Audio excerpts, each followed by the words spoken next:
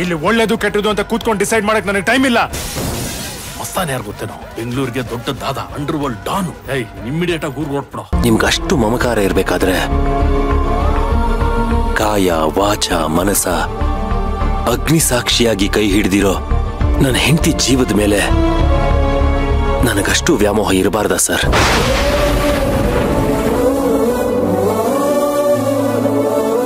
ನನಗೆ ಗೊತ್ತಿತ್ತು ನಾನು ಮಾಡ್ತಿರೋ ತಪ್ಪು, ಇದನ್ನ ಯಾವುದೇವರು ಮೆಚ್ಚಲ್ಲ ಅಂತ. ಆದ್ರೆ ಹೆಂಡತಿ ಜೀವದ ಮುಂದೆ ಯಾವ ಎಥಿಕ್ಸು ನಿಲ್ಲಲ್ಲ ಸರ್.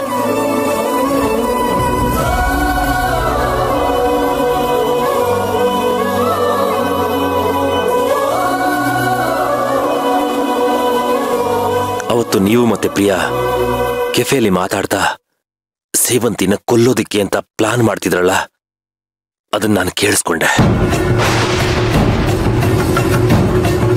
ಇಚ್ಛೆ ಬೇಕನ್ನೋ ಸೇವಂತಿ ಮೇಲೆ ಬಿತ್ತಾಯ್ತು. ಇನ್ನು ಅವಳು ಸೇವಂತಿ ಸಾವಾಗಿರುತ್ತೆ, ಅದು ನನ್ನ ಕೈಲೇ.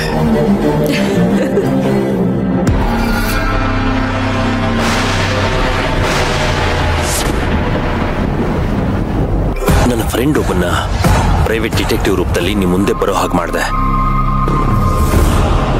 ಕಳೆದು ಹೋಗಿದ್ ನಿಮ್ ಮಗಳ ಬಗ್ಗೆ ಪೂರ್ತಿ ಡೀಟೇಲ್ಸ್ ತಗೊಂಡು ಫೇಕ್ ಡಾಕ್ಯುಮೆಂಟ್ಸ್ ನ ಕ್ರಿಯೇಟ್ ಮಾಡಿ ನಿಮಗ್ ಸಿಗೋ ಹಾಗೆ ಮಾಡಿದೆ.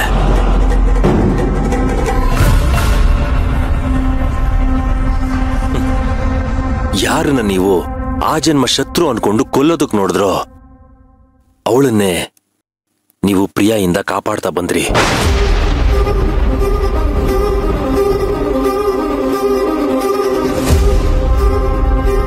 ಆದ್ರೆ ಸತ್ಯ ಹೇಳ್ತೀನಿ ಸರ್, ನಿಮಗೆ ಇವಳ ಮೇಲಿದ್ದ ಅಪಾರವಾದ ಪ್ರೀತಿ, ಆ ಪೊಸೆಸಿವ್ನೆಸ್ ನ ನೋಡಿ ಎಷ್ಟೋ ಸಲ ಸೇವಂತಿನೇ ನಿಮ್ಗೆ ಮಗಳಾಗಿ ಸಿಗಬಾರ್ದಿತ್ತ ಅಂತ ನಾನು ಆ ದೇವರ ಹತ್ರ ಕೇಳ್ಕೊಂಡು ಹತ್ತಿದ್ದೀನಿ.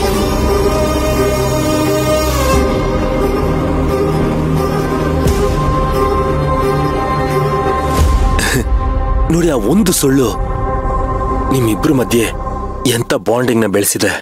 ಬಾಂಡಿಂಗ್ ಅಂತೆ ಬಾಂಡಿಂಗ್. ಬೆಂಕಿ ಬಿತ್ತು ನಿನ್ನ ಬಾಂಡ್ಗೆ.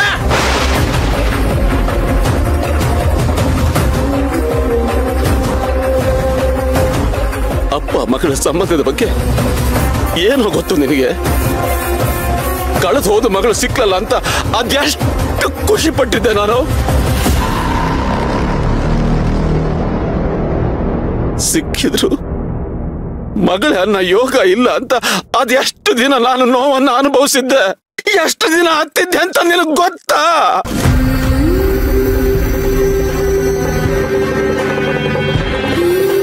Bonding bonding.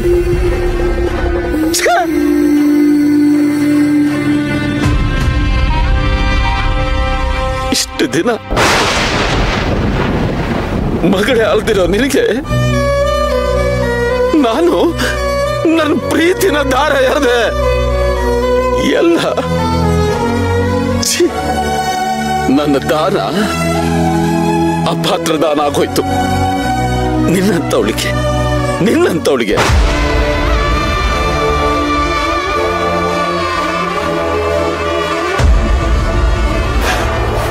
ನನಗ್ ಬರ್ತಿರೋ ಕೋಪಕ್ಕೆ ನಿನ್ನ ಕತ್ತಿ ಹಿಡಿದು ಸಾಯಿಸ್ಬೇಕು ಅನ್ಸುತ್ತೆ.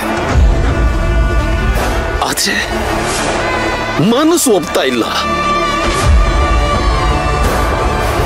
ಯಾಕೆ ಗೊತ್ತಾ? ನೀನಿಷ್ಟು ದಿನ ತೋರಿಸ್ತಿಲ್ಲ ಆ ಪ್ರೀತಿ ಹುಸಿಯ ಬೂಟಾಟಕ್ಕೆ ಅಂತ ಗೊತ್ತಿಲ್ಲದೆ ಒಂದಷ್ಟು ದಿನ ನನ್ನ ಮಗಳ ಸ್ಥಾನ ತುಂಬುದಿಲ್ಲ. ನನ್ನೊಳಗೆ ಹಪಾಪಿಸ್ತಿದ್ದ ತಂದೆ ಪ್ರೀತಿನ ತೋರಿಸ್ದಿಲ್ಲ. ಅದಕ್ಕೆ ನೀನು ತೋರಿಸ್ದಿಲ್ಲ. ಅದು ಒಂದೇ ಒಂದು ಕಾರಣಕ್ಕೆ ನಿನ್ನ ಮೇಲೆ ಕೈ ಮಾಡೋದಕ್ಕೆ ನನ್ನ ಮನಸ್ಸು ಆಗ್ತಿಲ್ಲ. ಬಟ್ ಇವ್ರ ಜೊತೆ ಸೇರ್ಕೊಂಡು ನನ್ನ ಲೈಫ್ ಜೊತೆ ಆಟ ಆಡ್ದಿಲ್ಲ, ಅದನ್ನ ನಾನು ಯಾವತ್ತೂ ಕ್ಷಮಿಸಲ್ಲ. ಇಲ್ಲ ಸರ್, ನಡೆದಿದ್ರಲ್ಲಿ ಸೇವಂತಿ ತಪ್ಪೇನೂ ಇಲ್ಲ. ಈ ವಿಷಯ ಯಾರಿಗೂ ಗೊತ್ತಿಲ್ಲ, ಇವತ್ತೇ ಎಲ್ರಿಗೂ ಗೊತ್ತಾಗ್ತಿರೋದು. ನಾನು ಮಾಡಿದ ತಪ್ಪಿಗೆ ಕ್ಷಮೆ ಕೇಳ್ತೀನಿ. ಬೇಕಾದ್ರೆ ನಿಮ್ ಕಾಲಿಗೆ ಬೀಳ್ತೀನಿ. ಆದ್ರೆ ಅನಾವಶ್ಯಕವಾಗಿ ಸೇವಂತಿ ಮೇಲೆ ದ್ವೇಷ ಕಾರ್ಬೇಡಿ ಪ್ಲೀಸ್. ಇಷ್ಟು ದಿನ ನಾನು ನನ್ನ ಪ್ರಪಂಚದಲ್ಲಿ ಮುಳುಗಿ ಹೋಗಿದ್ದೆ. ಜಗತ್ತಿನಲ್ಲಿ ಇಷ್ಟೊಂದು ಮುಖಗಳಿರುತ್ತೆ, ಆ ಮುಖಗಳಲ್ಲಿ ಇಷ್ಟೊಂದು ಮುಖವಾಡಗಳಿರುತ್ತೆ ಅಂತ ನನಗೆ ಗೊತ್ತಿರಲಿಲ್ಲ. ಅದನ್ನ ನನಗೆ ತಿಳಿಸ್ಕೊಟ್ಟು ನನ್ನನ್ನು ಎಜುಕೇಟ್ ಮಾಡಿದಿರ. ತುಂಬಾ ಥ್ಯಾಂಕ್ಸ್. ಸರ್, ಒಂದ್ ನಿಮಿಷ. ಸೇವಂತಿ ನಿಮ್ಮ ಮಗಳಲ್ಲದೆ ಇರಬಹುದು, ಆದ್ರೆ ನಿಮ್ಮ ಮಗಳು ಯಾರು ಅಂತ ನನಗೆ ಗೊತ್ತು.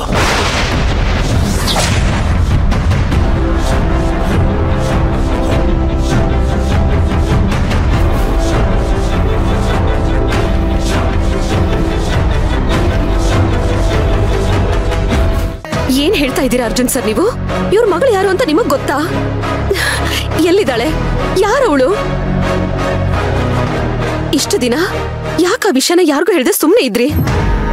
ಅದಕ್ಕೂ ಕಾರಣಗಳಿತ್ತು ಸೇವಂತಿ, ಅದಕ್ಕೆ ಹೇಳಿಲ್ಲ. ಆದ್ರೆ ಈಗ ಅನಿವಾರ್ಯ, ಹೇಳಲೇಬೇಕು. ಅರ್ಜುನ, ಅದ್ಯಾರು ಅಂತ ಹೇಳೋ. ಪಾಪ ಅವನ್ ಮನ್ಸು ಸ್ವಲ್ಪನಾದ್ರೂ ನೆಮ್ಮದಿ ಸಿಗುತ್ತೆ.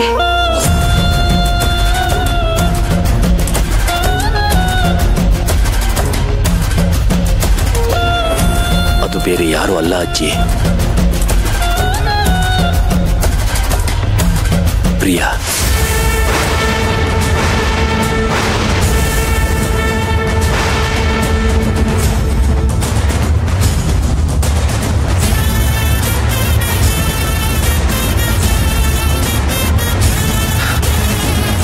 ಇದು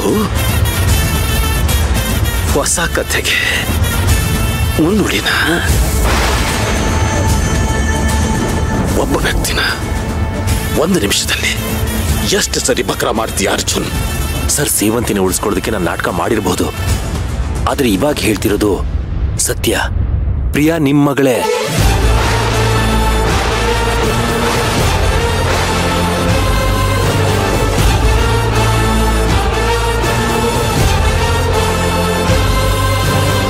ನಿಮ್ಗೆ ಯಾರಿಗೂ ನಂಬಿಕೆ ಬರ್ತಾ ಇಲ್ಲ ಅಲ್ವಾ?